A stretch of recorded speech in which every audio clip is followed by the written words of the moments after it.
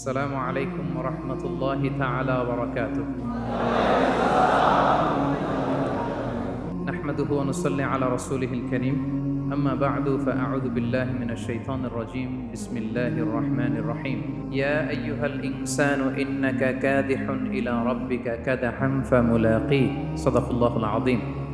رب اشرح لي صدري ويسر لي أمري واحلل عقدة من لساني يفقه قولي. Bangladesh youth community Malaysia কর্তৃক আয়োজিত আন্তর্জাতিক শ্রমিক দিবস 2024 উপলক্ষে মালয়েশিয়ার রাজধানী কুয়ালালামপুরের ডাউনটাউনে অবস্থিত উইসমা এমসিএর গ্র্যান্ড বলরুমে ইসলামে শ্রমিকের অধিকার শীর্ষক আলোচনা সভায় আপনারা যারা উপস্থিত হয়েছেন আপনাদের সবাইকে জানাচ্ছি আন্তরিক শুভেচ্ছা এবং অভিনন্দন। আহলান ওয়া সাহলান ওয়া মারহাবান বিকুম ফি হাদাল লিকা আত-তাইয়িব আল মুবারাক। আলহামদুলিল্লাহ, আমরা অত্যন্ত সৌভাগ্যবান যে আমরা এমন একটা ধর্ম পেয়েছি যে ধর্মটা মজলুমকে নিয়ে কথা বলে। The vulnerable people of the society, সমাজে যারা মজলুম, অসহায়, যাদের কথা কেউ বলে না, তাদের অধিকার নিয়ে ইসলাম কথা বলে। আলহামদুলিল্লাহ পড়েন। ইসলাম শ্রমিকের অধিকার নিয়ে কথা বলে, লেবার রাইটস নিয়ে ইসলাম কথা বলে, ইসলাম উইমেন রাইটস নিয়ে কথা বলে, নারী অধিকার নিয়ে কথা বলে, ইসলাম হিউম্যান রাইটস নিয়ে কথা বলে, ইসলাম মানবাধিকার নিয়ে কথা বলে, ইসলাম অ্যানিমাল রাইটস নিয়ে কথা বলে, প্রাণী অধিকার নিয়ে কথা বলে। আল্লাহু আকবার। আপনি চাইলেই একটা প্রাণীকে আঘাত করতে পারবেন না। আমাদের দেশে এটা খুব বাজে একটা কালচার। কুকুর একটা দেখলেই আমরা কি করি? হয় ঢিল ছড়ি, না একটা লাথি মারি। কিছুই করে নাই আপনাকে, পাশ দিয়ে যাচ্ছে দেখলেই কি ঢিল মারে, লাথি মারে। আরো অনেক জঘন্য জঘন্য কাজ আমরা করি। তাহলে যারাই যেখানে বিপন্ন, মানবতা যেখানে বিপন্ন, সেখানেই ইসলাম হাজির হয়েছে। আলহামদুলিল্লাহ। এজন্য ইসলাম পেয়ে আমরা খুশি না বেজার বলেন? এজন্য প্রত্যেক সালাতের পরে আমরা ঘোষণা দিই, রাদিতু বিল্লাহি রাব্বা ওয়া বিল ইসলামি দীনা ওয়া বি মুহাম্মাদিন নাবিয়্যান ওয়া রাসূলা। আমরা আল্লাহকে রব হিসেবে পেয়ে খুশি, আমরা ইসলামকে দ্বীন হিসেবে পেয়ে খুশি। তো আমরা রাসূল সাল্লাল্লাহু আলাইহি ইসলামকে নবী এবং রাসূল হিসেবে পেয়ে খুশি। তার মানে প্রত্যেক সালাতের পরে আমরা কি করি? এটার অ্যানাউন্সমেন্ট দেই। তো ইসলাম এমন একটা ধর্ম যেখানেই মানবতা বিপন্ন সেখানেই ইসলাম হাজির। তো আজকে আমরা লেবার রাইটস ইন ইসলাম, ইসলামে শ্রমিকের কি অধিকার, শ্রমিকদের যে রাইটস আছে, অধিকার আছে, এটা নিয়ে ইসলাম কি বলে, এই টপিকে আমরা কথা শুনবো ইনশাআল্লাহ বিইذنিল্লাহ। সম্মানিত শুধু আমি শুরুতেই কালামুল্লাহ মাজিদের একটি আয়াত তেলাওয়াত করেছি, সূরাতুল ইনশিকাকের 6 নম্বর আয়াত, যেখানে আল্লাহ তাআলা ইরশাদ করছেন, ইয়া আইয়ুহাল ইনসানু ইন্নাকা কাদিহুন ইলা রাব্বিকা কাদহান ফামুলাকি। অর্থাৎ হে মানুষ, তুমি তোমার রবের কাছে পৌঁছা পর্যন্ত কঠোর পরিশ্রম করতে হবে, অতঃপর তুমি তার সাক্ষাৎ লাভ করবে। আমাদের আলটিমেট গোল হচ্ছে আমরা আল্লাহর কাছে ফিরে যাব, ঠিক কিনা বলেন? কেউ মারা গেলে আমরা কি বলি? ইন্না লিল্লাহি ওয়া ইন্না ইলাইহি রাজিউন। আমরা আল্লাহর জন্য এবং আল্লাহর দিকেই আমরা ফিরে যাব। তো আল্লাহ বলেন, ইন্নাকা কাদিহুন ইলা রাব্বিকা কাদহান ফামুলাকি। হে মানুষ, তুমি তোমার রবের কাছে পৌঁছা পর্যন্ত কঠোর পরিশ্রম করতে হবে, তারপরে তুমি তোমার রবের সাক্ষাৎ পাবে। তার মানে দুনিয়াটা হচ্ছে পরিশ্রমের জায়গা। প্রিয় ভাইরা, এখানে পরিশ্রম না করলে সফলতার দেখা মিলে না। বাঁচতে হলে, সারভাইভ করতে হলে, টিকে থাকতে হলে আপনাকে পরিশ্রম করতে হবে। এই পৃথিবীতে কেউ কাউকে জায়গা করে দেয় না, এখানে জায়গা করে নিতে হয়, ঠিক কিনা বলেন? আপনি যদি পরিশ্রম করেন, পরিশ্রমে যে ঘাম ঝরে শরীর থেকে, পরিশ্রমের ঘামে জন্ম নেয় সফলতার বীজ। আপনি যখন হাড় ভাঙা পরিশ্রম করবেন, এই পরিশ্রমে যে লোনা পানি বেরোবে, যে ঘাম বেরোবে, এই ঘামেই জন্ম নেয় সফলতার বীজ। এবং সফলতার কোনো শর্টকাট হয় না প্রিয় ভাইরা। অনেকে অল্পতে সফল হতে চায়, শর্টকাট খুঁজে, আছে না নাই? না, সফলতার জন্য আপনাকে লং কাটে যেতে হবে। ওখানে কোনো লিফট থাকে না, সিঁড়ি বেয়ে উঠতে হয়। অনেকে চায় যে সফলতার লিফটে উঠবো, সুইচ চাপবো, সাকসেসফুল ইন লাইফ। না, এত সহজ না, আপনাকে সিঁড়ি বেয়ে উঠতে হবে। তাহলে পরিশ্রমের কোনো বিকল্প নেই। এই দুনিয়াটা হচ্ছে পরিশ্রমের জায়গা, সংগ্রামের জায়গা। আপনি সফল হতে হলে আপনাকে পরিশ্রম করতে হবে, করতেই হবে। আর পরিশ্রমে কোনো লজ্জা নেই। আমি বিভিন্ন আমার আলোচনায় বলি, কাজে লজ্জা নেই। কিসে লজ্জা নেই? আওয়াজ করে বলুন সবাই। কাজে লজ্জা নেই। লজ্জা হচ্ছে অলসতায়, লজ্জা হচ্ছে হাত পাতায়, লজ্জা হচ্ছে অকর্মণ্যতায়। কাজে লজ্জা আছে? লজ্জা কিসে? বলেন সবাই। লজ্জা হচ্ছে অলসতায়, অকর্মণ্যতায়। যারা কাজ না করে ফুটানি মারে ওইটাতে লজ্জা। অনেকে আছে ফুটানি মারে, আছে না নাই? কাজ করে না, শো অফ, ফুটানি, এই ফুটানিতে লজ্জা।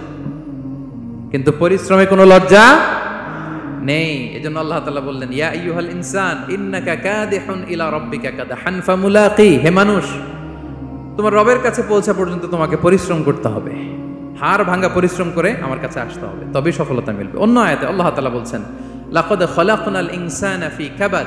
নিশ্চয়ই মানুষকে আমি কষ্ট এবং পরিশ্রম নির্ভর করে তৈরি করেছি। এই পৃথিবীতে টিকে থাকতে হলে তাকে পরিশ্রম করতে হয়, কষ্ট করতে হয়। এবং দুনিয়ার এই সাইকেলটা যদি দেখেন, দিন এবং রাতের যে সাইকেল, রাতকে আল্লাহ বানিয়েছেন ঘুমের জন্য, রেস্ট নেওয়ার জন্য, বিশ্রামের জন্য, আর দিনকে আল্লাহ বানিয়েছেন কর্মচঞ্চল করে, কাজের জন্য। দিনের মধ্যে কর্মস্পৃহা আছে। আল্লাহ তাআলা সূরা নাবাতে বলছেন, ওয়াজআলনান নাহারা মাআশা। আমি দিনকে বানিয়েছি কর্মচঞ্চল, দিনে আপনি কাজ করবেন, হাড় ভাঙা পরিশ্রম করবেন, তবেই সফলতা ধরা দিবে। ঠিক কিনা বলেন? তাহলে প্রথমে আমরা জানলাম এই পৃথিবীতে পরিশ্রম করতেই হবে, পরিশ্রমের কোনো বিকল্প নেই। সফল হতে চাইলে কি করতে হবে? আওয়াজ করে বলবেন, কি করতে হবে? এবং ইসলাম এই পরিশ্রমকে উৎসাহিত করে, পরিশ্রমের মাধ্যমে যে ইনকাম, এটাকে উৎসাহিত করে। বিষ্ণু ঈসা ইসলাম বলেন, মা আকালা আহাদুন তাআমান কাত্তু খায়রান আইয়াকুলা মিন আমালি ইয়াদাই। মানুষ পরিশ্রম করে তার দুই হাত দিয়ে উপার্জন করে যে জীবিকা নির্বাহ করে, এর চেয়ে শ্রেষ্ঠ জীবিকা পৃথিবীতে আর নেই। আল্লাহু আকবার। আপনারা যারা কষ্ট করে ঘাম ঝরিয়ে উপার্জন করেন, এই পৃথিবীতে এর চেয়ে শ্রেষ্ঠ উপার্জন আর হতে পারে? পরিশ্রম করে ঘাম ঝরিয়ে আপনি যে রিজিক এর বন্দোবস্ত আপনার হয়, এই খাবারের চেয়ে শ্রেষ্ঠ খাবার পৃথিবীতে হতে পারে? এরপর বিষ্ণু ঈসা ইসলাম বললেন, ওয়া ইন্না নাবিয়াল্লাহি দাউদ আলাইহিস সালাম কানা ইয়াকুলু মিন আমালি ইয়াদিহি। আল্লাহর নবী দাউদ আলাইহিস সালাম তিনি নিজ হাতের উপার্জন থেকে খেতেন। সুবহানাল্লাহি বিহামদি। তিনি আর্মর বানাতেন, যুদ্ধাস্ত্র। তিনি বর্ম বানাতেন, নিজ হাতে বর্ম বানিয়ে, যুদ্ধাস্ত্র বানিয়ে বিক্রি করে সেটা দিয়ে জীবিকা নির্বাহ করতেন। আল্লাহু আকবার। তাহলে পরিশ্রমের কোনো বিকল্প নেই। শ্রমের মাধ্যমে যে উপার্জন, এটা শ্রেষ্ঠ উপার্জন। তাই শ্রমজীবী যারা আছেন, মনক্ষুণ্ণ হবেন না, মন ছোট করবেন না। You are the super hero, you are the super hero, you are the remittance fighter of our country. এজন্য রাস্তা দিয়ে যখন হাঁটবেন, বুক ফুলিয়ে হাঁটবেন, আর বস্তা ভরে টাকা নিয়ে দেশে ফিরবেন। ঠিক কিনা বলেন? বুক ফুলিয়ে হাঁটতে হবে। এজন্য আমি আমার প্রিয় মাতৃভূমি বাংলাদেশের গভর্নমেন্টকে অনুরোধ করবো, আমাদের শ্রমজীবী ভাইদের যাতে সুবিধা হয়, এই ব্যবস্থা আপনাদের করতে হবে। বিনীত অনুরোধ রাখবো। শ্রম মন্ত্রণালয়ে যারা দায়িত্বে আছেন, স্পেশালি তাদেরকে রিকোয়েস্ট করবো, আমাদের শ্রমজীবী ভাইদের যেন কোনো কষ্ট না হয়, কারণ তাদের পাঠানো রেমিটেন্সে সচল থাকে আমার দেশের অর্থনীতির চাকা। তারা ভালো থাকলে ভালো থাকবে বাংলাদেশ। Very simple. ঠিক কিনা বলেন? আমার যে ভাইটা পরিচ্ছন্নতা কর্মী, রাস্তা ক্লিন করে, এয়ারপোর্টে ওয়াশরুম ক্লিন করে, একজন পরিচ্ছন্নতা কর্মী, তারও 20 থেকে 30 হাজার টাকা বাংলাদেশে ঢোকে প্রতি মাসে। আপনি চিন্তা করতে পারেন? হ্যাঁ, 6টা মাস যদি রেমিটেন্স বন্ধ হয়, শ্রীলঙ্কার চেয়েও খারাপ অবস্থায় বাংলাদেশে চলে যাবে। Just only 6 months. ভয়ঙ্কর অবস্থা হবে বাংলাদেশের। এটা আল্লাহর পক্ষ থেকে একটা স্পেশাল রাহমা, মার্সি এন্ড ব্লেসিংস, যা আমাদের রিজিকের তাগিদায় সারা বিশ্বে যে কাজ করতে হয়, আমরা কাজ করি আর দেশে টাকা পাঠাই, আর সচল থাকে আমার দেশের অর্থনীতির চাকা। আলহামদুলিল্লাহ পড়েন। সো বাংলাদেশের গভর্নমেন্টকে আমি বিনীত অনুরোধ জানাবো, শ্রম মন্ত্রণালয়কে অনুরোধ জানাবো, এয়ারপোর্ট অথরিটিকে অনুরোধ জানাবো, আমার শ্রমজীবী ভাইদের সাথে ভালো আচরণ করুন, তাদের সাথে কোঅপারেট করুন। বিশেষ করে যতগুলো দূতাবাস আছে সারা বিশ্বে, বাংলাদেশের যে মিশনগুলো, দূতাবাসগুলো, আমার শ্রমজীবী ভাইদের যে কোনো কাজকে অগ্রাধিকার ভিত্তিতে আপনারা সার্ভিস দিন। এটা দিতেই হবে। ঠিক কিনা বলেন? তারা ভালো থাকলে ভালো থাকবে বাংলাদেশ। তো এই জন্য শ্রমের কোনো বিকল্প নাই। নিজ হাতে উপার্জিত অর্থ, নিজ হাতে উপার্জিত কামাই, এটা শ্রেষ্ঠ কামাই। তো আলহামদুলিল্লাহ আজকের অডিয়েন্সের মধ্যে শ্রমজীবী ভাইয়েরা বেশি। আলহামদুলিল্লাহ পড়েন। এটা আমাদের সৌভাগ্য। এই যে বাংলাদেশে এখন চাকরি নাই, চাকরির বাজার মন্দা, মাস্টার্স পাস করে বেকার, টোটো কোম্পানির ম্যানেজার, এরকম আছে না নাই? তার বিপরীতে আল্লাহ তাআলা আপনাদেরকে মালয়েশিয়া নিয়ে আসছে। প্রতি মাসে আপনি টাকা পাঠান। আলহামদুলিল্লাহ। আপনি বাংলাদেশের যে উন্নয়ন, বাংলাদেশের যে ডেভেলপমেন্ট, এই যে স্মার্ট বাংলাদেশ বলে বলে মন্ত্রীরা মুখে ফেনা তুলে ফেলে এটার গর্বিত অংশীদার আপনি, ঠিক কিনা বলেন? আপনি গর্বিত অংশীদার। You are the contributor, you are the real contributor. আপনার অবদানে বাংলাদেশ আজকে সচল, আলহামদুলিল্লাহ। সো মন ছোট করার কোনো সুযোগ নেই। নিজ হাতে উপার্জিত কামাই এটা পৃথিবীর শ্রেষ্ঠ কামাই, আলহামদুলিল্লাহ। পরিশ্রমের মাধ্যমে যে উপার্জন, এটাকে ইসলাম আমাদেরকে উৎসাহিত করে। শুধু নামাজ, রোজা, জিকির এগুলো নিয়ে ইসলাম আমাদেরকে পড়ে থাকতে বলেনি। কোরআনিক অর্ডার হচ্ছে আপনার নামাজ শেষ, আপনি বেরিয়ে পড়বেন, কাজে বেরিয়ে যাবেন। ফাইদা কুদিয়াতিস সালাতু ফান্তাশিরু ফিল আরদি ওয়াবতাগু মিন ফাদলিল্লাহ। বিধানটা কার বলুন? আওয়াজ করে বলুন, বিধানটা কার? এটা কোরআনিক ভার্ডিক্ট, কোরআনের বিধান। নামাজ শেষ, গোল হয়ে বসে জিকির করতে বলা নাই আল্লাহ। আল্লাহ বলেছে ফান্তাশিরু ফিল আরদ ওয়াবতাগু মিন ফাদলিল্লাহ, জমিনে ছড়িয়ে পড়ো, আল্লাহর রিজিক তালাশ করো। নামাজ শেষ, বেরিয়ে যাবেন। কৃষক চলে যাবে মাঠে, শ্রমজীবী চলে যাবে ফ্যাক্টরিতে, শিক্ষকরা চলে যাবে তাদের শিক্ষা প্রতিষ্ঠানে, কর্পোরেট ওয়ার্ল্ডের লোকেরা চলে যাবে তাদের প্রতিষ্ঠানে। ডেভেলপমেন্ট করতে হবে, সিভিলাইজেশন করতে হবে। নামাজের পরে গোল হয়ে বসে থাকা চলবে না। কি ব্যালেন্স দেখেছেন ইসলাম? আজান হয়েছে তো মসজিদে আসো, নামাজ শেষ বেরিয়ে পড়ো, আলহামদুলিল্লাহ। কি ভারসাম্যপূর্ণ ইসলাম। ফাইদা কুদিয়াতিস সালাতু ফান্তাশিরু ফিল আরদ, যখন সালাত শেষ জমিনে ছড়িয়ে পড়ো, আল্লাহ রিজিক অন্বেষণ করো। তাহলে শুধু নামাজ রোজার মধ্যে ইসলাম নয়, আপনাকে কর্মঠ হইতে হবে, পরিশ্রম করতে হবে, হাড় ভাঙা পরিশ্রম। বিশ্বনবী সাল্লাল্লাহু আলাইহি ওয়াসাল্লাম অত্যন্ত পরিশ্রমী ছিলেন। He started his first career as a shepherd.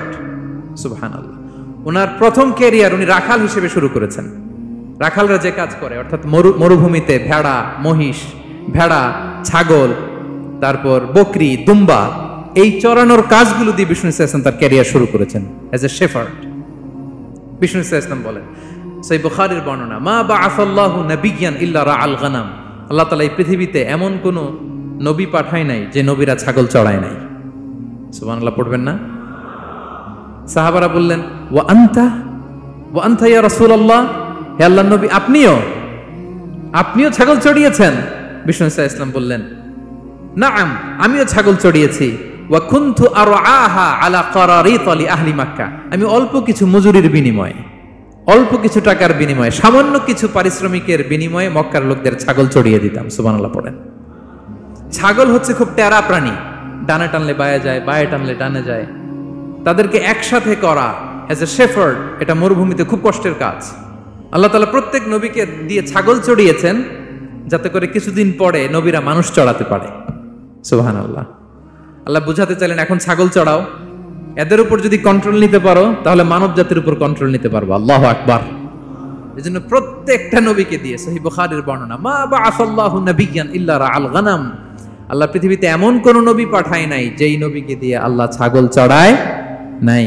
তো বিষ্ণু সাল্লাল্লাহু আলাইহি ওয়াসাল্লাম ছাগল চড়িয়েছেন, অত্যন্ত সুঠাম দেহী ছিলেন, কর্মঠ ছিলেন। তার মানে বিষ্ণু সাল্লাল্লাহু আলাইহি ওয়াসাল্লামও পরিশ্রম করে উপার্জন করেছেন, ঠিক কিনা? ছাগল চড়াতেন, তার বিনিময়ে সামান্য কিছু পারিশ্রমিক নিতেন, মজুরি নিতেন, এতে লজ্জা নাই। এজন্য এই কথা দিয়ে শুরু করেছে যে কাজে লজ্জা নেই। এই তো বিষ্ণু সাল্লাল্লাহু আলাইহি ওয়াসাল্লামের ক্যারিয়ার গেল। আমরা যদি সাহাবাদের জীবনী দেখি, ওনারাও পরিশ্রমী ছিলেন। কেউ খেজুর বাগানে কাজ করতেন, কেউ কৃষি কাজ করতেন, কেউ বাজারে ব্যবসা করতেন, কেউ বসে থাকেন নাই। হাড় ভাঙা পরিশ্রম করেছেন প্রত্যেকটা সাহাবা। তারা আমাদের মডেল, তারা আমাদের সুপার হিরো, তারা আমাদের আইকন, ঠিক কিনা? নবীরা আমাদের মডেল, সাহাবারা আমাদের মডেল। বিষ্ণু সাল্লাল্লাহু আলাইহি ওয়াসাল্লাম কর্মঠ ছিলেন, ওনার সাহাবারা অত্যন্ত কর্মঠ ছিল।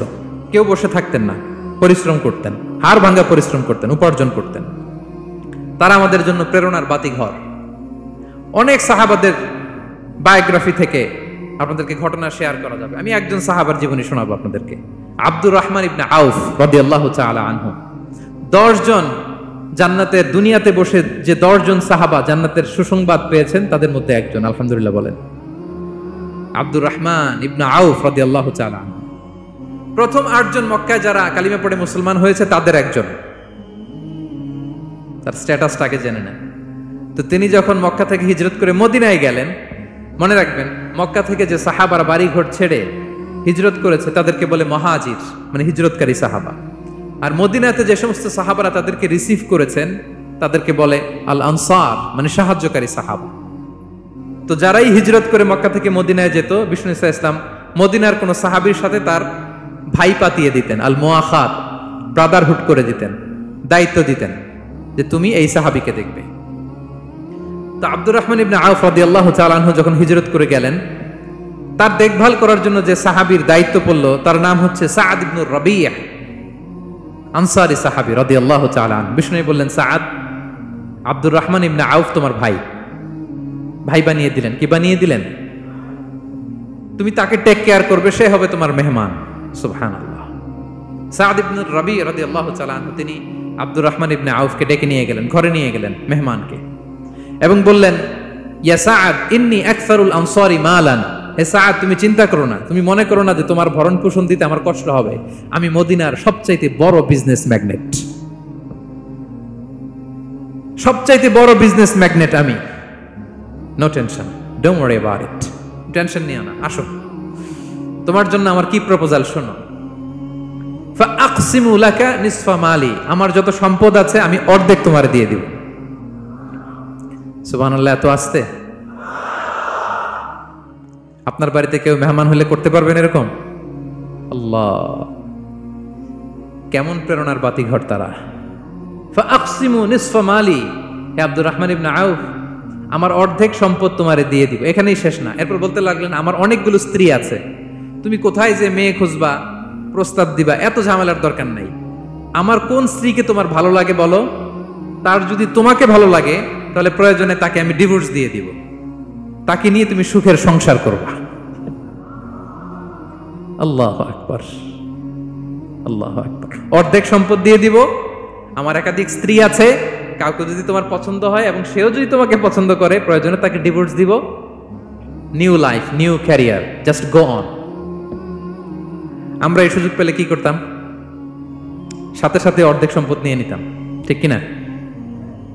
আব্দুর রহমান ইবনে আউফ প্রেরণার বাতিঘর, উনি কি করলেন? উনি বললেন, লা হাজাতা লি ফি যালিক, আমার ভাই তুমি যে বলছো, এ সাআদ ইবনে রবি, তুমি যে এত চমৎকার প্রপোজাল দিয়েছো, এতেই আমি খুশি, তোমার কোনো কিছুর আমার দরকার নাই। বারাকাল্লাহু লাকা ফি আহলিকা ওয়া মালিক, আল্লাহ তোমার সম্পদেও বরকত দেখ, আল্লাহ তোমার পরিবারেও বরকত দেখ। তবে একটা কষ্ট করতে হবে, সেটা কি?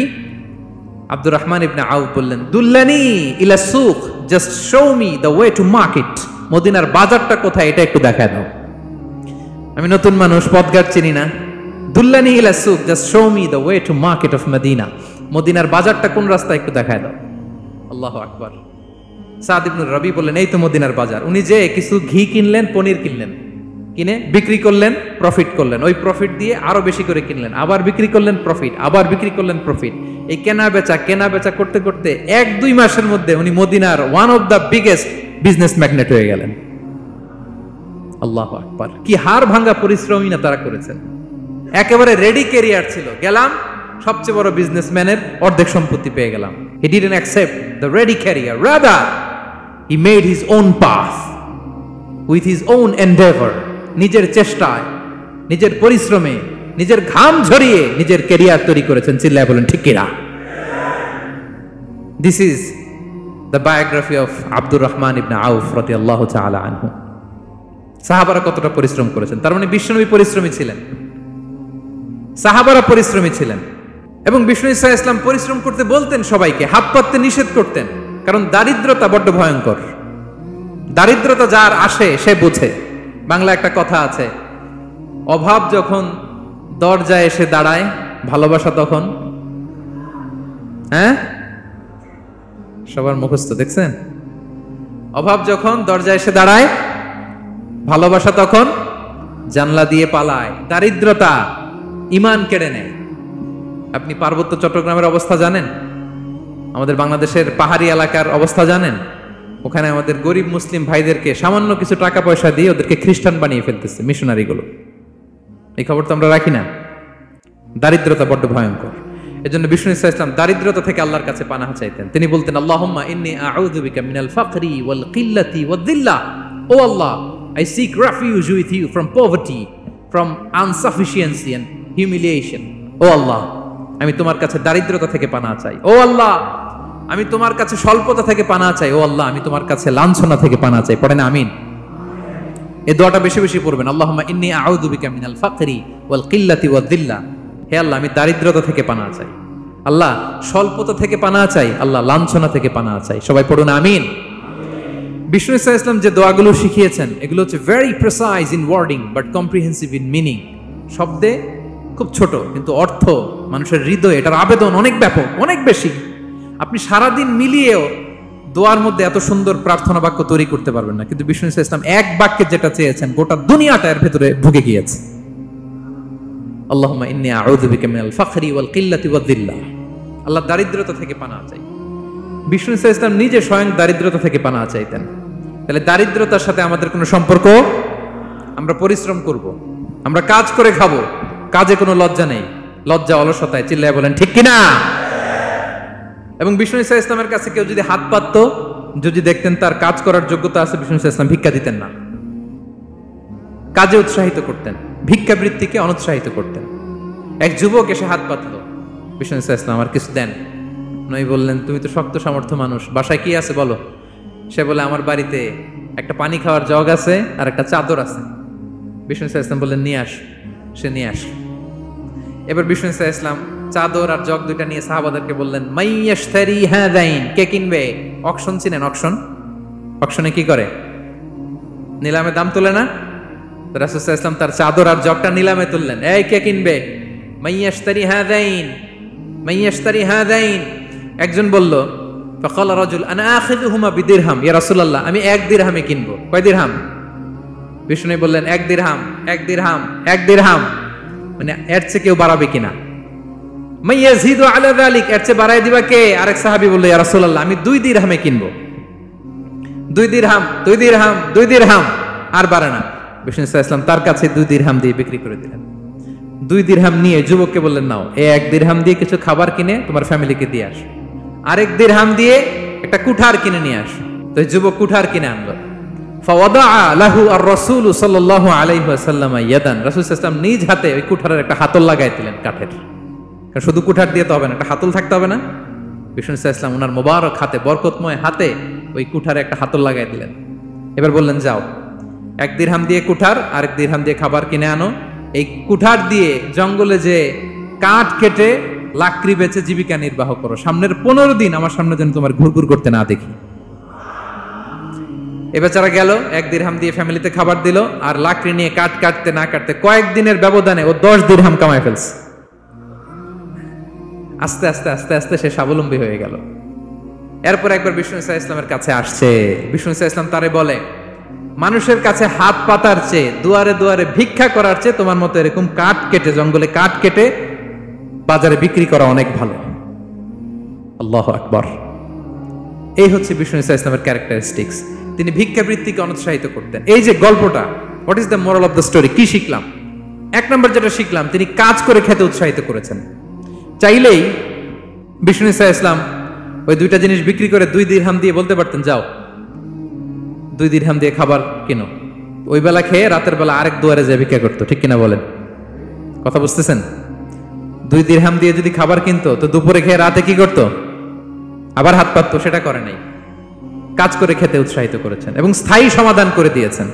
কারণ কাজ কাজই, কাজে কোনো ছোট বড় নাই। আছে? কাজে কোনো ছোট বড় আছে না। তাহলে ইসলাম আমাদেরকে পরিশ্রমী হতে শেখায়, কর্মমুখী হতে শেখায়। ইসলাম কতটা কর্মমুখী ধর্ম দেখেন। বিষ্ণু ইসলাম বলেন, ইন কামাতিস সাআ ওয়া ফি ইয়াদি আহাদিকুম ফাসিলা, কেউ যদি দেখে কিয়ামত হয়ে যাচ্ছে, কি হয়ে যাচ্ছে? সবাই বলুন। কেউ যদি দেখে কিয়ামত হয়ে যাচ্ছে আর তার হাতে একটা চারা বীজ আছে, গাছের চারা। কি আছে? গাছের চারা। সে গাছের চারা রোপণ করতে গেছিল, ওদিকে যায় দেখে কিয়ামত শুরু হয়ে গেছে। বিষ্ণু নবী বলেন, ফাইন ইসতাতাআ আন লা তাকুমা হাত্তা ইয়াগরিসাহা ফালইয়াগরিসহা, সে যদি পারে কিয়ামত হওয়ার আগেই ওটা রোপণ করে দিতে, সেজন্য তাড়াতাড়ি করে রোপণ করে দেয়। আল্লাহু আকবার। ইসলাম কতটা কর্মমুখী ধর্ম। কিয়ামত শুরু হয়েছে, বিষ্ণু বলেন তার উপর কিয়ামত আসার আগে সে যদি চান্স পায়, চারা বীজটা যেন রোপণ করে দেয়।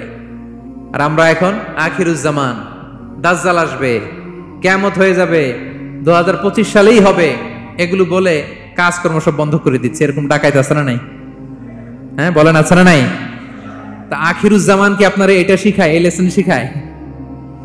আখিরুজ জামান আসবে, দাজ্জাল আসবে, তো আপনার সমস্যা কি? দাজ্জাল আসবে দেখেই তো আপনাকে বিজনেস করে এমন টাকা কামাইতে হবে যাতে করে দাজ্জাল আসলে আমি আমার অর্থ দিয়ে মুজাহিদিন ভাইদেরকে সহায়তা করতে পারি। দাজ্জাল আসবে তো আপনার প্রবলেম কি? আপনার বডি বিল্ডিং করতে হবে, আপনার ফ্যামিলিকে তারবিয়া দিতে হবে, আপনার সোসাইটিকে সমৃদ্ধ করতে হবে, আপনাকে সভ্যতার কারিগর হইতে হবে। আপনার সব কাজ আপনি আরো বাড়াই দিবেন দাজ্জালের প্রশ্ন আসলে। এখন দাজ্জাল আসবে, 25 সালেই আসবে, 26 সালেই কিয়ামত হবে। কি হবে ক্যারিয়ার দিয়ে? আর কি হবে ব্যবসা করে? এরকম আছে না নাই? এরকম করা যাবে? বিশ্বনবী কি বললেন? কিয়ামত হইতেছে, তুমি দেখতেছো চাক্ষুষ বিলা আয়ান, দেখতেছো কিয়ামত হইতেছে, আর তুমি গাছ লাগাইতে গেছিলা। যদি সুযোগ হয় কিয়ামত হওয়ার আগে আগে কি করো? গাছ লাগাও। সুবহানাল্লাহ পড়বেন না? প্রিয় ভাইয়েরা, আমরা যেন পরিশ্রমী হই, আমরা যেন কর্মঠ হই, আমরা যেন অলস না হই। বিষ্ণু ইসলাম অলসতা থেকে আল্লাহর কাছে পানাহ চাইতেন। আল্লাহ আমাদেরকে বোঝার তৌফিক দান করুক, আমরা পড়ি আমিন। আল্লাহ নবী সাল্লাল্লাহু আলাইহি ওয়াসাল্লাম শুধু পরিশ্রম করতে বলেছেন এমন নয়, তিনি পরিশ্রমীদেরকে পছন্দ করতেন। এক সাহাবীর সাথে তিনি মুসাফা করলেন, দেখলেন হাতটা বড্ড খসখসে, তিনি শ্রমজীবী সাহাবী। এটা যখন তিনি শুনতে পেলেন, তিনি পরম মমতায় আলতো করে ওই শ্রমিক সাহাবীর হাতে তিনি চুমু খেলেন। আল্লাহু আকবার। এবং ওনার আন্ডারে যারা কাজ করত তাদের সাথে বিষ্ণু ইসলামের যে আচরণ, ওনার যে শ্রমিক, ওনার যে খাদেম, তাদের সাথে বিষ্ণু ইসলামের যে ডিলিং শুনলে আপনি অবাক হয়ে যাবেন, অবাক হয়ে যাবেন। আপনি কারো ব্যাপারে যদি রিয়েল ইনফরমেশন চান, আপনি কয়েকটা জায়গায় নক করতে হবে। 1 নাম্বার, ধরেন যে একজন বড় সাহেব, তার আসল তথ্য যদি চান তার বউকে জিজ্ঞেস করেন। কারা জিজ্ঞেস করবেন? ওয়াইফকে জিজ্ঞেস করবেন, স্ত্রীকে, আসল তথ্য পাবেন। 2 নাম্বার, তার বাড়ির দারোয়ানকে জিজ্ঞেস করবেন। কাকে? 3 নাম্বার, তার ঘরের কাজের বুয়া, সব জানে উনি, ওই কাজের বুয়া থেকে রিপোর্ট নেবেন, ঘরে যে কাজ করে। 4 নাম্বার, তার ড্রাইভার, দারোয়ান, কাজের বুয়া, ওয়াইফ, এদের কাছ থেকে যদি আপনি জিজ্ঞেস করেন, ফলের বিড়াল বেরিয়ে আসবে। ঠিক কিনা বলেন? তো আসেন বিষ্ণু ইসলামের যে খাদেম, কর্মচারী, তারা একটু জিজ্ঞেস করি বিষ্ণু ইসলামের আচরণ কেমন ছিল। বিষ্ণু ইসলামের খাদেমের নাম হচ্ছে আনাস রাদিয়াল্লাহু আনহু। আলহামদুলিল্লাহ, খাদিমুর রাসূলিল্লাহ, বিষ্ণু ইসলামের খাদেম। আসেন ওনাকে জিজ্ঞেস করি যে বিষ্ণু ইসলামের আচরণ কেমন ছিল। আনাস রাদিয়াল্লাহু তাআলা আনহু বলেন, খাদিমতুন নবিয়্যা 10 সিনিন, আমি বিষ্ণু ইসলামের 10 বছর খেদমত করেছি। 1-2 বছর না, 10 বছর বিষ্ণু ইসলামের খেদমতে আমি নিয়োজিত ছিলাম। ফামা ক্বালা লি লিমা সানা'তা ওয়ালা লিমা লা সানা'তা, 10 বছরের মধ্যে একদিনও কখনো বলে না, এ আনাস এটা কেন করলা, এ আনাস এমনটা কেন হলো, এটা কেন করলা না, একদিনের জন্য বলে নাই। কেন এটা করছো, কেন এটা করো নাই, এরকম কোনো প্রশ্ন আমাকে কোনোদিন করে নাই। সুবহানাল্লাহ পড়েন। আনাস রাদিয়াল্লাহু তাআলা আনহু কি ভুল করেন নাই? করছেন। ছোট মানুষ তো, একেবারে ছোট বাচ্চা ছিলেন। ওনার আম্মা যখন আনাস রাদিয়াল্লাহু তাআলা আনহুকে নিয়ে আসছে, বিষ্ণু ইসলাম মক্কা থেকে হিজরত করে মদিনায় আসলেন, সবাই বিশ্বনবীকে ঘিরে ধরলো, সবাই বিশ্বনবীকে সালাম দেয়, মুসাফা করে, হাদিয়া দেয়। আনাসের মা চোখের পানি ছাড়ে, বিশ্বনবীর কাছে লজ্জায় এসে বলে, ইয়া রাসূলুল্লাহ, সবাই আপনাকে উপহার দেয়, সবাই আপনাকে হাদিয়া দেয়, আমি আপনারে কি হাদিয়া দেব? হাদিয়া দেওয়ার মতো কিছু নাই আমার এই কলিজার টুকরা আনাস ছাড়া, আমি আনাসকেই আপনারে হাদিয়া দিয়ে দিলাম। ইয়াখদুমুকা ইয়া রাসূলুল্লাহ, হে নবী, আনাস আপনার খেদমত করবে, আপনার অজুর পানি এনে দিবে, আপনার মেসওয়াকটা এনে দিবে, আপনার জুব্বাটা এনে দিবে। আমি আমার কলিজার টুকরা, আমার নাড় ছেঁড়া ধন আনাসকেই আপনারে উপহার দিয়ে দিলাম। আনাস রাদিয়াল্লাহু তাআলা আনহু বিষ্ণু ইসলামের সাথে থাকতেন, অজুর পানি এনে দিতেন, জামা এনে দিতেন। বিষ্ণু বললেন, আনাস আমার ওই জুব্বাটা নিয়ে আসো। ছোট্ট আনাস জুব্বা আনতে যে মদিনার বাচ্চারা খেলতেছে, আমাদের দেশে যে খেলে, কুতকুত খেলে, চারা খেলে, এইটা খেলে, সেইটা খেলে, ওই খেলাধুলা দেখে নবীর জামা আনার কথা উনি ভুলে গেলেন। বাচ্চাদের সাথে দাঁড়িয়ে খেলা দেখতে আরম্ভ করলেন। এখন সময় গড়িয়ে অনেক হয়ে গেল, আনাসও আসে না, জুব্বাও আসে না। ঘটনা কি? বিষ্ণু ইসলাম বললেন, যাই নিজের জামা নিজে নিয়ে আসি। তো বের হলেন, যে দেখে সর্বনাশ, আনাসকে পাঠাইছি জুব্বা আনতে, আনাস দেখিয়ে দিকে খেলার মধ্যে মগ্ন হয়ে আছে। বিষ্ণু ইসলাম কিছুই বললেন না, চুপ করে যে উনিও আনাসের পিছনে এভাবে দাঁড়িয়ে রইলেন, কিছুই বলে না। তো আনাস খেলা একবার এদিকে দেখে, একবার ওদিকে দেখে, একবার এদিকে ঘুরতে ঘুরতে হঠাৎ দেখে পিছনে কে? স্বয়ং বিশ্বনবী। আল্লাহ, বিশ্বনবীর দেখে তো আনাস রাদিয়াল্লাহু তাআলার কলিজাটা এখানে চলে আসছে ভয়। হায় হায়, আজকে খবর আছে, হায় হায়, আমার না জুব্বা আনতে বলছিল, আমি কি কাজ করলাম? ভয়ে আটকে উঠছে। বিষ্ণু ইসলাম ধমক দেয় নাই, পিট্টি দেয় নাই, কিছু করে নাই, শুধু একটা মুচকি হাসি দিয়েছে। আনাস রাদিয়াল্লাহু তাআলা আনহু বলে, বিশ্বনবীর সেই দিনের মুচকি হাসির শাসন মৃত্যুর আগ পর্যন্ত আমাকে সোজা রাস্তায় রেখেছে, আর ডানে বায়ে করি নাই কোনোদিন। তার মানে শাসন করতে জানলে ব্যাট মারা লাগে না, শাসন করতে জানলে গায়ে হাত তোলা লাগে না, শাসন করতে জানলে মুচকি হাসি দিয়েও শাসন করা যায়, ঠিক কিনা বলেন? বিশ্বনবীর মুচকি হাসির শাসন আনাস রাদিয়াল্লাহু তাআলা আনহুকে আজীবন সোজা রাস্তা রেখেছে। তাহলে শ্রমজীবীদেরকে বিশ্ব নবী সাল্লাল্লাহু আলাইহি ওয়াসাল্লাম কতটা সম্মান করতেন, শ্রদ্ধা করতেন, ভালোবাসতেন, বুঝতে পারছেন সবাই? প্রিয় ভাইয়েরা, লেবার রাইটস ইন ইসলাম, ইসলামী শ্রমিকের অধিকার। শ্রমিকদেরকে ইসলাম কমপক্ষে 7টা অধিকার দিয়েছে। কয়টা? 1 নাম্বার, ইসলাম একজন শ্রমিককে প্রথম যে অধিকারটা দিয়েছে সেটা হচ্ছে কাজ শেষে, শ্রম শেষে তার পারিশ্রমিকের অধিকার, মজুরি পাওয়ার অধিকার, কাজ শেষে বেতন পাওয়ার অধিকার। কাজ করেছেন তো আপনি বেতন পাবেন, এটা আপনার অধিকার। বেতন বা পারিশ্রমিক এটা একটা কর্মজীবীর অধিকার। আপনার কোম্পানির মালিক যে আপনার বেতন দেয়, এটা কি দয়া করে? করুণা? তো এটা যদি করুণা হয়, সে যে আপনার কাজ করে দেয়, এটাও তো করুণা, এটা তো আর বড় করুণা, কি বলেন? আপনি যে স্যালারি পে করেন, এটা যদি করুণা হয়, সে যে পরিশ্রম করে, সে তো আরো বড় করুণা করে আপনারে, তার কারণে তো আপনার কোম্পানি টিকে আছে, ঠিক কিনা বলেন? তাহলে এটা করুণা নয়, এটা শ্রমিকের অধিকার। এবং বিশ্বনবী সাল্লাল্লাহু আলাইহি ওয়াসাল্লামের সেই ঐতিহাসিক বাণী, তিনি বলেছেন, আতুল আজীরা আজরাহু ক্বাবলা আন ইয়াজিফা আরাকু, ঘাম শুকিয়ে যাওয়ার আগে শ্রমিককে তার পারিশ্রমিক বুঝিয়ে দাও। সুবহানাল্লাহ, বিশ্বনবীর ঐতিহাসিক বাণী। এখন জাতিসংঘ আমাদেরকে শিখায় যে শ্রমিকের মজুরি দিতে হবে, অন টাইমে দিতে হবে, স্যালারি দিতে হবে, এই করতে হবে, সেই করতে হবে। মানবাধিকারের কর্মীরা আমাদেরকে শিখায়, তারা শিখানোর 1500 বছর আগে বিশ্বনবী সাল্লাল্লাহু আলাইহি ওয়াসাল্লামের ঐতিহাসিক বাণী, তিনি বলেছেন, আতুল আজীরা আজরাহু ক্বাবলা আন ইয়াজিফা আরাকু, শ্রমিকের ঘাম শুকাবার আগে তার মজুরি পেমেন্ট করে দাও। সুবহানাল্লাহ বিহামদিহি। ঘাম শুকিয়ে যাওয়ার আগে, মানে অন টাইম, দ্রুততম সময়ে শ্রমিককে তার মজুরি দিয়ে দাও, তার বেতন দিয়ে দাও। যারা শ্রমিককে তার পারিশ্রমিক অন টাইমে দেয় না, স্যালারি অন টাইমে পে করে না, টালবাহানা করে, গরিমসি করে, তাদের ব্যাপারে বিষ্ণু সাল্লাল্লাহু আলাইহি ওয়াসাল্লাম কি বলেন? বিষ্ণু বলেন, 3 শ্রেণীর ব্যক্তি, সালাসাতুন আনা খাসমুহুম ইয়াউমাল কিয়ামা, 3 শ্রেণীর ব্যক্তির বিরুদ্ধে আমি বিশ্বনবী কিয়ামতের দিন আল্লাহর কাঠগড়ায় মামলা দায়ের করব। আমি বিশ্বনবী 3 শ্রেণীর ব্যক্তির বিরুদ্ধে আমি বিশ্বনবী আল্লাহর সুপ্রিম কোর্টের কাঠগড়ায় মামলা দায়ের করব। এর মধ্যে 1 শ্রেণীর ব্যক্তি হচ্ছে রাজুলুন ইস্তাআজারা আজীরান ফাস্তাওফা মিনহু ওয়া লাম ইউতিহি আজরা, কোন ব্যক্তি যে শ্রমিক নিয়োগ দেওয়ার পরে তার কাছ থেকে কাজ বুঝিয়ে নিয়েছে কিন্তু তাকে তার প্রাপ্য বুঝিয়ে দেয়নি। এরকম ডাকাত আমাদের সমাজে আছে না নাই? কাজ ঠিকই বুঝে নিছে কিন্তু তার প্রাপ্যটা বুঝিয়ে দেয়। বিশ্বনবী বলেন, তার বিরুদ্ধে আমি মামলা দায়ের করব। প্রিয় ভাইরা, বুঝে থাকলে উত্তর দেন। বিশ্বনবী যার বিরুদ্ধে মামলা দায়ের করবে তার জান্নাত তো একেবারে ডাইরেক্ট, তাই না? হ্যাঁ, সুন্দর বলছে একজন, তার কোনো জামিন নাই, ঠিক কিনা বলেন? বিশ্বনবী যার বিরুদ্ধে মামলা দায়ের করেছে তার জান্নাতে যাওয়া তো দূর কি বাত, সে জান্নাতের ঘ্রাণও তার নাকে ঢুকবে না, চিল্লায় বলেন ঠিক কিনা? এজন্য খবরদার, শ্রমিককে তার শ্রম নেয়ার পরে তার পারিশ্রমিক দিয়ে দেন, তার ঘাম শুকিয়ে যাওয়ার আগে, মানে অন টাইম। এটা নিয়ে কোনো টালবাহানা করা যাবে, তাহলে বিশ্বনবী তার বিরুদ্ধে মামলা দায়ের করবে। তার মানে 1 নম্বর অধিকার বুঝে পাইছেন? আপনি যে কাজ করেন, কাজের বিনিময়ে যে পারিশ্রমিক পান, যে স্যালারি পান, এটা আপনার অধিকার। এটা করুণা নয়, এটা অনুকম্পা নয়, এটা কোনো দয়া নয়, ইটস ইউর রাইট, এটা আপনার অধিকার। আওয়াজ করে বলুন তো, গলা ফুলিয়ে, এটা আপনার কি? 2 নাম্বার, একটা শ্রমিককে ইসলাম যে অধিকার দেয় সেটা হচ্ছে চুক্তি মাফিক সকল সুযোগ সুবিধা প্রাপ্তির অধিকার। অর্থাৎ একজন এমপ্লয়ার যখন তার এমপ্লয়িকে নিয়োগ করে, একটা এমপ্লয়মেন্ট কন্ট্রাক্ট থাকে না? এমপ্লয়মেন্ট কন্ট্রাক্ট বুঝেন তো? একটা চুক্তিপত্র থাকে, এখানে ফিক্স করা থাকে ওয়ার্কিং আওয়ার্স, কয় ঘন্টা আপনি কাজ করবেন, আপনার জব স্পেসিফিকেশন, কি করবেন কি করবেন না, আপনার স্যালারির ব্যাপারে থাকে, কত স্যালারি দিবে, কখন দিবে, আবার আপনি ওভার টাইম করলে এক্সট্রা পে করবে, আপনি রেগুলার কাজ করলে ঘন্টায় per hour 20 ringgit, overtime করলে 40 রিঙ্গিট। তারপর আপনি কখন ব্রেক নেবেন, একটা ব্রেক থাকে না যে এই টাইমে একটা ব্রেক দিতে হবে, এগুলো মিউচুয়াল আন্ডারস্ট্যান্ডিং এ এমপ্লয়মেন্ট কন্ট্রাক্টে থাকে। আপনি হলিডে কখন করবেন, ছুটি থাকতে হবে। টানা 7 দিন কাজ করানো যাবে বলেন?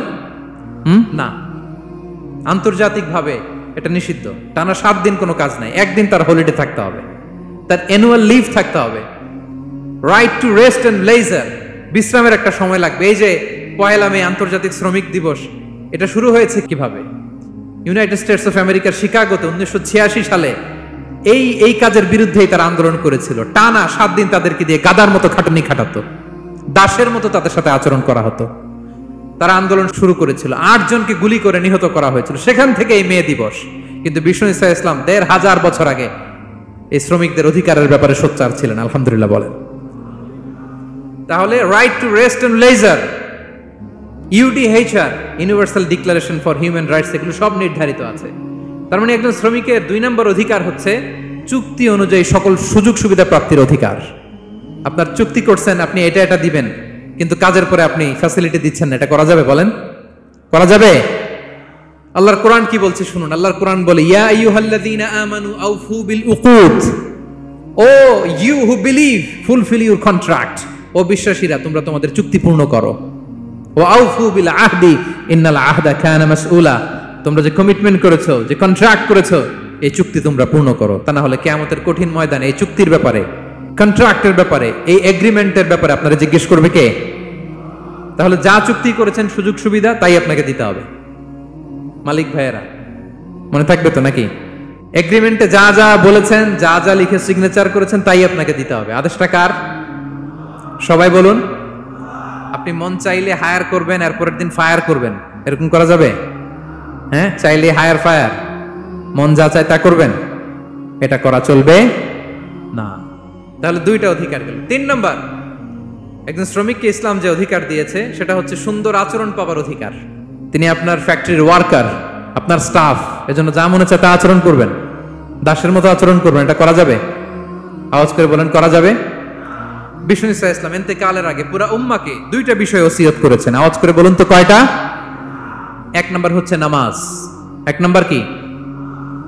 আসসালাত। আসসালাত, রুহু বের হওয়ার আগে, ইন্তেকালের আগে বিষ্ণু বলেন আসসালাত, আসসালাত, নামাজ, নামাজ। উম্মতেরা নামাজের ব্যাপারে সতর্ক হও। 2 নম্বর তিনি বলেছেন ওয়ামা মালাকাত আইমানুকুম, তোমাদের অধীনস্থ যারা আছে তাদের ব্যাপারে সচেষ্ট হও, তাদের প্রতি সদয় হও, তাদের সাথে খারাপ আচরণ করো না। এটা কখন বলছেন? জুমার খুতবার সময়, সাহাবীদের সাথে গল্প করার সময়, বিবিদের সাথে আলোচনার সময়। কখন? Just right before his death, এখনই রুহু বেরোবে। ইন্তেকালের আগে তিনি বলেছেন উম্মতেরা আসসালাত, নামাজ, উম্মতেরা ওমা মালাকাত আইমানুকুম, তোমাদের কর্মচারীদের সাথে খারাপ আচরণ করো না। তাহলে 3 নাম্বার হচ্ছে শ্রমিকদের সুন্দর আচরণ পাবার অধিকার, তাদের সাথে খারাপ আচরণ করা যাবে না। বিষ্ণু ঈসা ইসলাম শ্রমিকদের রাইটস, অধিকারের ব্যাপারে এতটা সোচ্চার ছিলেন, বিদায় হজের মতো, বিদায় হজের যে বাণী, যে ভাষণ, এই ঐতিহাসিক ভাষণেও বাদ যায়নি শ্রমজীবীদের কথা। সুবহানাল্লাহ পড়েন। বিদায় হজের ভাষণে বিষ্ণু বলেছেন আরিকাকুম, আরিকাকুম আতইমুহুম মিম্মা তাকুলুন ওয়াকসুহুম মিম্মা তালবাসুন। খবরদার ও আমার উম্মতেরা, এই ভাষণের পরে আর বড় কোনো ভাষণ আমার পক্ষ থেকে তোমরা পাবে না। তোমাদের কর্মজীবী, তোমাদের শ্রমিক, তোমাদের ওয়ার্কার, তোমাদের স্টাফদের ব্যাপারে সাবধান থাকো। তোমরা যা খাবে তাদেরও তা খাওয়াবে, তোমরা যা পড়বে তাদেরও তা পড়তে দিবে, তাদের প্রতি তোমরা সদয় হবে। বিদায় হজের বাণী তো বিষ্ণু ঈসা ইসলাম আপনাদের কথা ভুলে নাই। আলহামদুলিল্লাহ পড়েন। কি রহমতের নবী ছিলেন, কি মায়ার নবী ছিলেন। শ্রমজীবীদেরকে বিষ্ণু ঈসা ইসলাম এতটা ভালোবাসতেন। তাহলে 3 নাম্বার যে অধিকার ইসলাম একজন শ্রমিককে দেয় সেটা হচ্ছে সুন্দর আচরণ পাবার অধিকার। দেখবেন যে মালিক বা যে এমপ্লয়ার ভালো আচরণ করে, সব শ্রমিককে তাকে ভালোবাসে, তার জন্য দোয়া করে। আপনি মালিক হয়ে অসুস্থ, দেখবেন আপনার ওয়ার্কার গুলো জায়নামাজ বিছিয়ে সেজদায় পড়ে আপনার জন্য কাঁদে, এরকম আছে না নাই? মালিক হলে তো এরকম মালিক হইতে হবে, এমপ্লয়ার হলে তো এরকম হওয়া চাই, ঠিক কিনা বলেন? তাহলে আমরা শ্রমজীবীদের সাথে ভালো আচরণ করব, পারা যাবে তো ইনশাআল্লাহ? ইনশাআল্লাহ। 4 নাম্বার, কর্মক্ষেত্রে নিরাপত্তার অধিকার। শ্রমজীবী ভাইদের যে ওয়ার্ক প্লেস আছে সেখানে তাদের নিরাপত্তা থাকতে হবে, সেফটি মেজারমেন্ট থাকতে হবে। অনেক জায়গায় দেখি আয়রন ফ্যাক্টরিগুলোতে যারা কাজ করে, আল্লাহু আকবার, আপনারা ভিডিও ক্লিপসে দেখবেন যে কি ভয়ঙ্কর সেখানকার অবস্থা। ডিহাইড্রেশন, এক একজন অসুস্থ হয়ে যায়।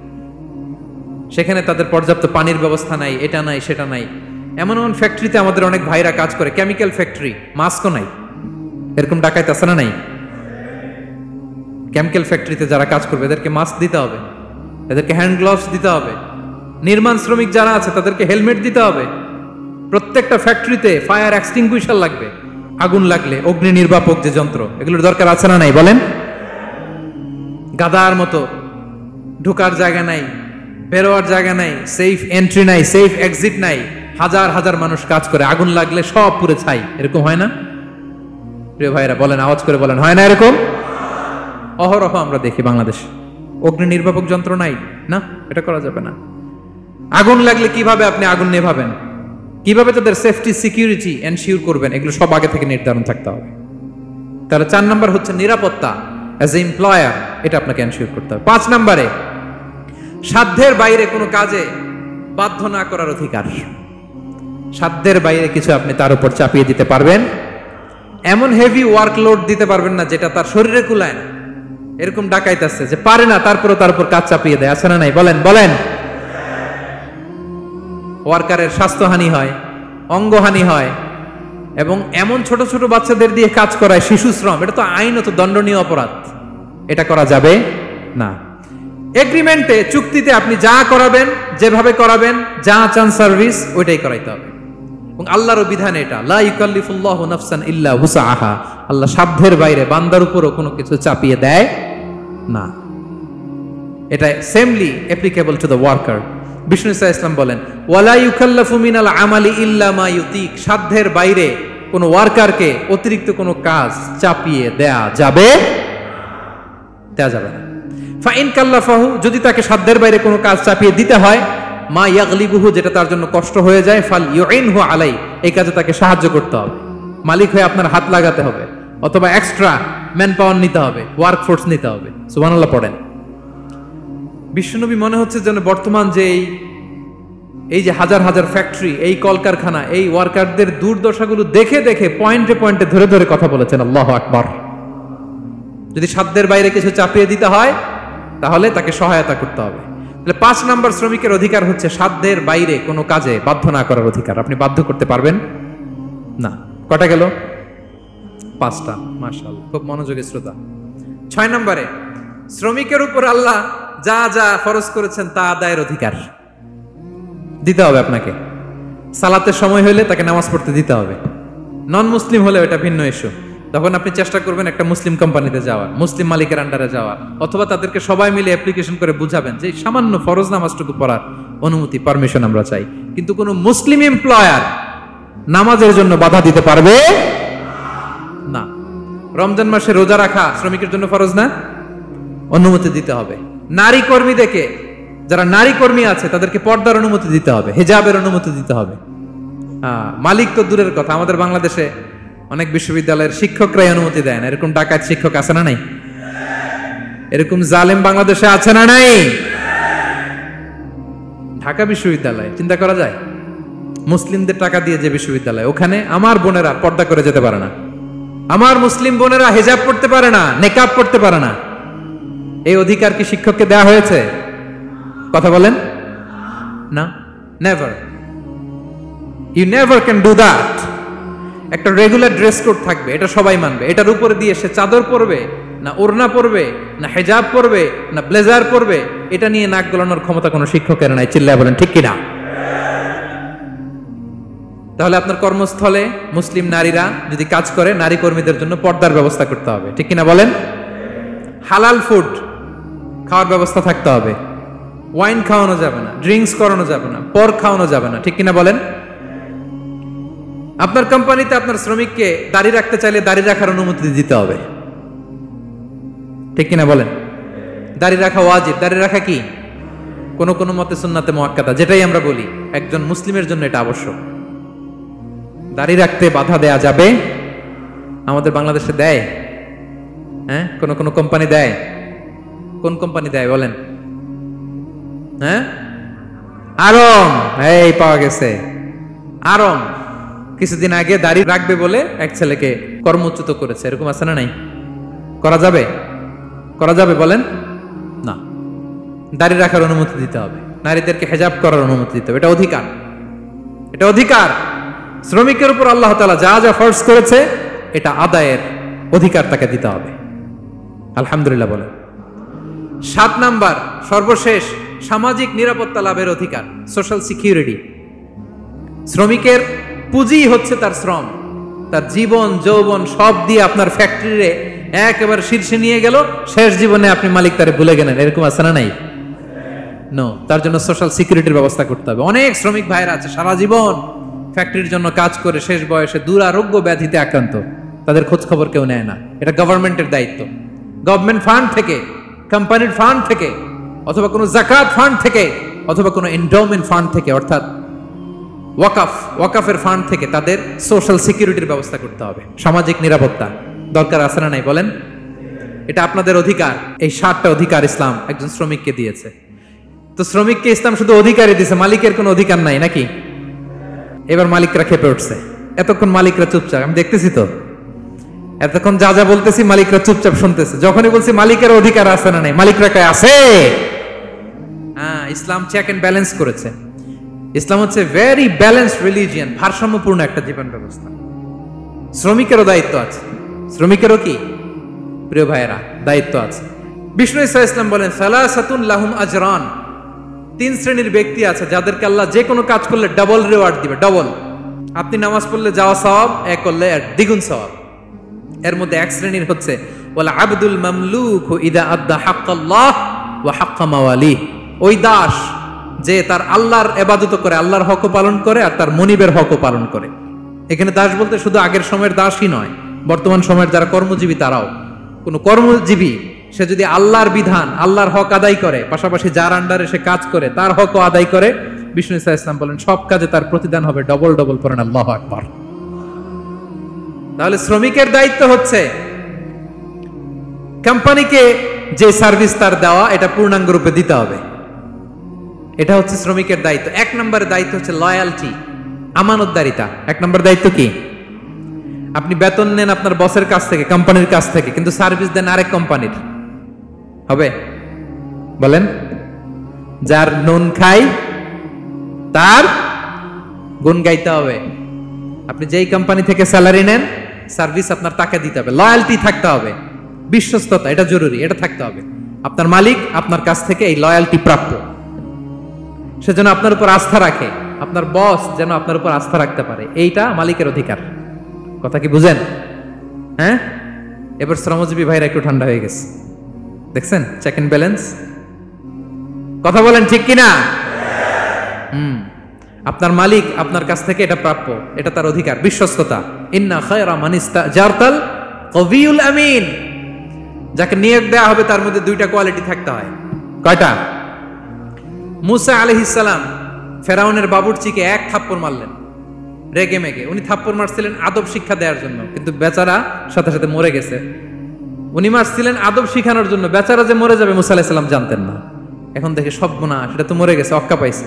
উনি দিলেন দৌড়। মুসা আলাইহিস সালাম দৌড়াতে দৌড়াতে প্রাণ ভয়ে চলে গেলেন আরেক সীমান্তে, মিশর ছেড়ে আরেক এলাকায়। যে দেখে কিছু লোক ধাক্কাধাক্কি করে তাদের উটগুলোকে পানি খাওয়াচ্ছে, আর 2টা মেয়ে পাশে চুপ করে বসে আছে। উনি বুঝতে পারলেন মেয়েগুলো এই ইয়াং ছেলেদের সাথে ধাক্কাধাক্কি করে টিকতে পারবে না। উনি এগিয়ে গেলেন, বললেন তোমরা পানি খাওয়াবা ওটদেরকে? হ্যাঁ খাওয়াবো, আসো। উনি ওটগুলো নিয়ে সবাইকে সরিয়ে পানি খাইয়ে দিলেন, মেয়েরা চলে গেল। এবার বাবার কাছে যেয়ে বলল, বাবা এমন এক ছেলের সন্ধান পাইছি, ছেলেটা খুব ভালো, আমাদের চেহারার দিকে তাকায় না, মাটির দিকে তাকিয়ে কথা বলে। আজকে এই লোক না থাকলে আমরা আমাদের ওটগুলোকে পানি খাওয়াতে পারতাম না। আর ভিনদেশী লোক, আমরা চিনিও না। ইন্না খায়রা মান ইস্তাজারতাল কবিউল আমিন। বাবা কাজ করেন, আমাদের তো রাখাল লাগবে, আমাদের দেখভাল করার জন্য তো একজন সুপারভাইজার দরকার, এই ছেলেকে আপনি কাজে রেখে দেন। সুবহানাল্লাহ পড়বেন না? বাবা বলল যাও নিয়ে আস। মেয়ে 2জন যেয়ে বলল আব্বার কাছে চলেন, আব্বা আপনার কথা বলবে, আপনার সাথে আলাপ করবে। মুসা আলাইহিস সালাম বললেন ঠিক আছে, তোমরা পেছনে পেছনে যাও, আমি তোমাদের আগে আগে যাই। তোমরা আমাকে বলবা যে ডানে না বায়ে না সামনে। সুবহানাল্লাহ পড়বেন না? কি চরিত্র, কি চরিত্র ছিল যাদের, যাতে করে তাদের দিকে তাকানো না লাগে, মুসা আলাইহিস সালামের নজর যেন তাদের দিকে না পড়ে। মুসা আলাইহিস সালাম বললেন আমি আগে যাই, তোমরা পিছন থেকে বলো ডানে না বায়ে, কোন গলি, কোথায় যাব। আল্লাহু আকবার। তো যাওয়ার পরে মুসা আলাইহিস সালামের সততা, এই বিশ্বস্ততা আর স্ট্রেংথ, শক্তি দেখে ওনাকে কাজে রেখে দিলেন মেয়ে 2টার বাবা। সুবহানাল্লাহ বলেন। আর বললেন এত বছর কাজ করবা, পারিশ্রমিক হচ্ছে কাজ যখন শেষ আমার এক মেয়েরে তোমার কাছে বিয়ে দিয়ে দিব। আল্লাহু আকবার। ওনারও থাকার জায়গা নাই, আশ্রয়ের কোনো বন্দোবস্ত নাই, আল্লাহ ব্যবস্থা করে দিলেন। আলহামদুলিল্লাহ পড়েন। তাহলে বিশ্বস্ত হইতে হবে। বিশ্বস্ত যেই তার রুজির ব্যবস্থা করে দেয় কে? এই যে মুসা আলাইহিস সালাম ফেরাউনের বাবুর্চিতে থাপ্পড় মেরে চলে গেলেন, পরিচিত কেউ নাই, রিজিকের বন্দোবস্ত নাই, কিন্তু বিশ্বস্ততার কারণে আল্লাহ তাআলা রিজিকের ব্যবস্থা করে দিলেন। তাহলে এক নাম্বার মালিকের অধিকার হচ্ছে লয়ালটি, শ্রমিকদের বিশ্বস্ত হইতে হবে। আপনার পক্ষ থেকে বিশ্বস্ততা, এটা মালিকের প্রাপ্য। কথা বুঝতে পেরেছেন প্রিয় ভাইয়েরা আমার? 2 নাম্বার চুক্তি অনুযায়ী শ্রম দেওয়া, এটা একজন শ্রমিকের দায়িত্ব। আপনার দায়িত্ব হচ্ছে 8 ঘন্টা কাজ করবেন, আপনি 6 ঘন্টা করেন আর 2 ঘন্টা এটা নিয়ে ইউটিউব, টিকটক, আচ্ছা হ্যাঁ, এটা করা যাবে? 8 ঘন্টার যদি চুক্তি হয় আর আপনি যদি প্রতিদিন 6 ঘন্টা কাজ করেন, আপনি যে পারিশ্রমিক পাবেন এটা হালাল হবে? বলেন বলেন, আওয়াজ করে সবাই বলুন না, হালাল হবে না। আপনার চুক্তি অনুযায়ী আপনাকে শ্রম দিতে হবে, এবং এই চুক্তি অনুযায়ী শ্রম পাওয়াটা একজন মালিকের অধিকার। একজন মালিকের 3 নম্বর অধিকার হচ্ছে to work in a best manner possible. আপনার সাধ্যের সবটুকু উজাড় করে দিয়ে কোম্পানির জন্য কাজ করতে হবে। কোন কাজ করলে সর্বোচ্চ ওয়েতে করতে হবে, সবচেয়ে বেস্ট ম্যানারে করতে হবে। অনেকে আছে ধরি তো ধরি না, করি তো করি না, এরকম আছে না? নাই না, ইসলাম এটা বলে না। বিষ্ণু ইসলাম বলেন ইন্নাল্লাহা ইউহিব্বু ইযা আমিলা আহাদুকুম আমালান আইয়ুতকিনা। আল্লাহ তাআলা ওই কর্মচারীকে পছন্দ করে, আল্লাহ সুবহানাহু ওয়া তাআলা ওই কর্মচারীকে পছন্দ করে, ওই লোককে পছন্দ করে যে ব্যক্তি যখন কোনো কাজ করে ওটা মজবুত ভাবে করে, চমৎকার ভাবে করে, দ্য বেস্ট ওয়ে পসিবল, সুন্দরভাবে করে। এরকম কাজ করা যাবে তো? বলেন বলেন, যাবে? এবং যে শ্রমিক, যে কর্মজীবী ভাইরা এইভাবে কাজ করে, তারা মালিকের নজরে পড়ে যায় খুব তাড়াতাড়ি, ঠিক কিনা বলেন? তাদের বেতন বেড়ে যায় তাড়াতাড়ি, তাদের অবস্থা তাড়াতাড়ি ভালো হয়। 4 নম্বর অধিকার হচ্ছে আপনি আন্তরিকতার সাথে কাজ করবেন, আপনার মালিকের কোম্পানিকে নিজের কোম্পানি মনে করবেন। পারা যাবে? শ্রমিক ভাইয়েরা আমার, আমার কলিজার টুকরা শ্রমজীবী ভাইয়েরা, মালিকের কোম্পানিকে নিজের কোম্পানি মনে করা যাবে? অনেকে দেখবেন যে নিজের গাড়িটা খুব সেফলি ড্রাইভ করে, কিন্তু বসের গাড়ি নিয়ে যখন ড্রাইভ করে তখন আর এই এক্সট্রা কেয়ার নাই, এরকম আছে না? নাই।